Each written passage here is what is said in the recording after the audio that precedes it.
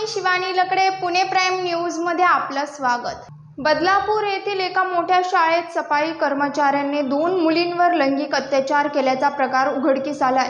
2 चिमुकल्यांच्या अत्याचार प्रकरणी संतप्त पालक आणि बदलापूरकरांनी आज 20 ऑगस्टला मंगळवारी आदर्श शाळेसमोर तीव्र आंदोलन केले।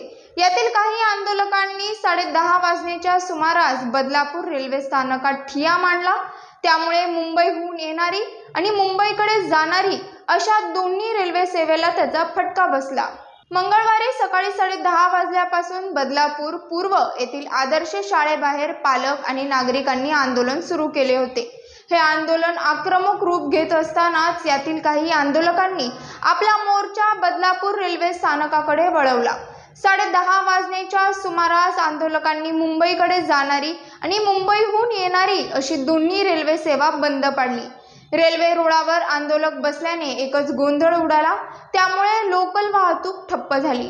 11 वाजेपर्यंत पोलीस आणि रेल्वे सुरक्षा दल आंदोलकांना समजवण्याचा प्रयत्न करत होते, मात्र आंदोलक आरोपीच्या फाशीची मागणी करत घोषणाबाजी करत होते। पूर्व पोलीस येथे अत्यंत गंभीर स्वरूपाचा गुन्हा दाखल करण्यात आलेला आहे। गुन्हा दाखल झाल्यानंतर 3.5 तासामध्येच जो संबंधित आरोपी आहे त्याला अटक करण्यात आलेला आहे।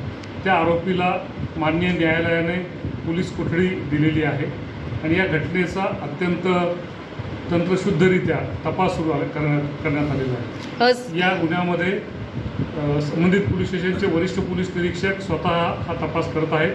त्यासाठी त्यांना मदतीसाठी इतर पोलीस स्टेशनचे 2 अत्यंत अनुभवी अशा महिला अधिकारी देखील देण्यात आलेले आहेत आणि या प्रत्येक तपासाच्या प्रत्येक मुद्द्यावर कुठलीही त्रुटी राहू नये, सर्व पुरावे घेतले जावेत यासाठी पोलीस प्रशासन अत्यंत बारकाईनं लक्ष ठेवून आहे आणि प्रयत्न करत आहे। या निमित्तानं मी बदलापूर शहर येथील सर्व नागरिकांना विनंती करतो की हा गुन्हा दाखल होणं, त्यानंतर अत्यंत बारकाईनं तपास करणं यामध्ये पोलीस यंत्रणा व्यस्त आहे।